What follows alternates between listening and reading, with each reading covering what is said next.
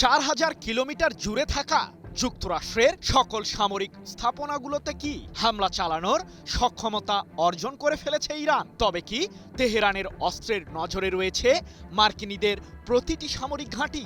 জানা গেছে শুধুমাত্র একটি আত্মঘাতী ড্রোনেই কমপক্ষে 12টি প্রিসিশন গাইডেড বোমা বহন করতে সক্ষম ইরানের সামরিক বাহিনী। যদিও এরই মাঝে কুয়েত, জর্ডান ও বাহরাইনে অবস্থিত মার্কিনীদের সামরিক ঘাঁটিগুলোতে হামলা চালাতে মিসাইলের পাশাপাশি এই আত্মঘাতী ড্রোনগুলোও ব্যবহার করেছে তেহরান। প্রশ্ন হলো, যুক্তরাষ্ট্রের বিরুদ্ধে যুদ্ধ চালিয়ে যেতে আর কতগুলো সমরাস্ত্র রয়েছে ইরানের সামরিক বহরে? প্যাট্রিয়টের মতো অত্যাধুনিক এয়ার ডিফেন্স সিস্টেম থাকার পরও ইরানের ক্ষেপণাস্ত্র ও ড্রোনগুলোকে প্রতিহত করতে যেন হিমশিম অবস্থায় পড়েছে মার্কিন সামরিক বাহিনী।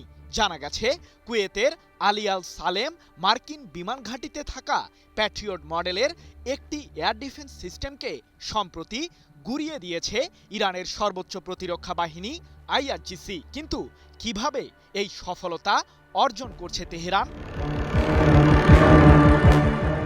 ইরানের সামরিক বহরে শক্তিশালী মিসাইলের পাশাপাশি রয়েছে শাহেদ 149 এবং কামান 22 এর মতো আত্মঘাতী ড্রোন। বিশ্লেষকরা বলছেন, চলমান যুদ্ধে নিজেদের সমর কৌশলের অংশ হিসেবে তুলনামূলক কম মূল্যের এই আত্মঘাতী ড্রোনগুলো দিয়ে প্রথমে মার্কিন সামরিক ঘাঁটিগুলোর বিরুদ্ধে হামলা চালায় আইআরজিসি। তার ঠিক পর মুহূর্তেই ক্ষেপণাস্ত্রের বিশাল বহর নিয়ে যুক্তরাষ্ট্রের সেই সামরিক আস্তানাগুলোতে হামলা চালায় ইরান, যার কারণে তেহরানের ছোড়া মিসাইল ও ড্রোনগুলোকে প্রতিহত করতে অনেকটাই ব্যর্থ হয় মার্কিন কেন্দ্রীয় কমান্ড।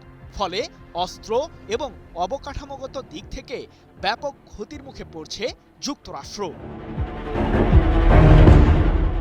শুধুমাত্র 15 জুলাইয়েই মধ্যপ্রাচ্যে থাকা মার্কিনীদের প্রধান সামরিক হাবকেই ধ্বংস করেছে ইরান। কুয়েতে অবস্থিত কেজেএল নামে পরিচিত ওই হাবটির সাহায্যে মধ্যপ্রাচ্য জুড়ে থাকা নিজেদের সামরিক ঘাঁটিগুলোতে অস্ত্র ও গোলাবারুদ সরবরাহ করত মার্কিন কেন্দ্রীয় কমান্ড। আইআরজিসির দাবি, অপারেশন নাসর 2 এর অংশ হিসেবে যুক্তরাষ্ট্রের ওই সামরিক স্থাপনা লক্ষ্য করে দফায় দফায় মিসাইল ও ড্রোন হামলা চালিয়েছে ইরান। আর এতেই দাউ দাউ করে আগুন লেগে যায় মধ্যপ্রাচ্যে থাকা যুক্তরাষ্ট্রের ওই প্রধান সামরিক ঘাঁটিতে। এছাড়াও জর্ডানের আজরাক শহরে অবস্থিত যুক্তরাষ্ট্রের সামরিক ঘাঁটিতেও জোরদার হামলা চালিয়েছে ইরান। আর এতেই মার্কিন সামরিক বহরের অন্যতম শক্তিশালী যুদ্ধবিমান F-15, F-16 এবং F-35 এর কেন্দ্রস্থলকেই গুঁড়িয়ে দিয়েছে তেহরান। পাশাপাশি ওই সামরিক আস্তানায় থাকা যুক্তরাষ্ট্রের তৈরি বেশ কয়েকটি MQ-9 মডেলের আত্মঘাতী ড্রোনও ধ্বংস করেছে ইরান। এখন প্রশ্ন হলো, মিসাইলের পাশাপাশি কতটা শক্তিশালী ইরানের তৈরি আত্মঘাতী ড্রোনগুলো? ফার্ম ফ্রেশ পাস্তুরিত তরল দুধ, বেশি ভালো দুধ। যুক্তরাষ্ট্র ও ইসরায়েলের ক্রমাগত আগ্রাসনের মুখে নিজেদের সামরিক বাহিনীকে অত্যন্ত শক্তিশালী করে গড়ে তুলেছে ইরান। কাতার ভিত্তিক সংবাদ মাধ্যম আল জাজিরার এক প্রতিবেদন অনুসারে কেবলমাত্র শাহেদ 149 মডেলের আত্মঘাতী ড্রোনটি দিয়েই 4000 কিলোমিটার রেঞ্জের মাঝে হামলা চালাতে সক্ষম আইআরজিসি। এই ড্রোনটির সাহায্যে শত্রুপক্ষের সামরিক আস্তানায় নির্ভুলভাবে কমপক্ষে 12টি প্রিসিশন গাইডেড বোমা ফেলতেও সক্ষম ইরান।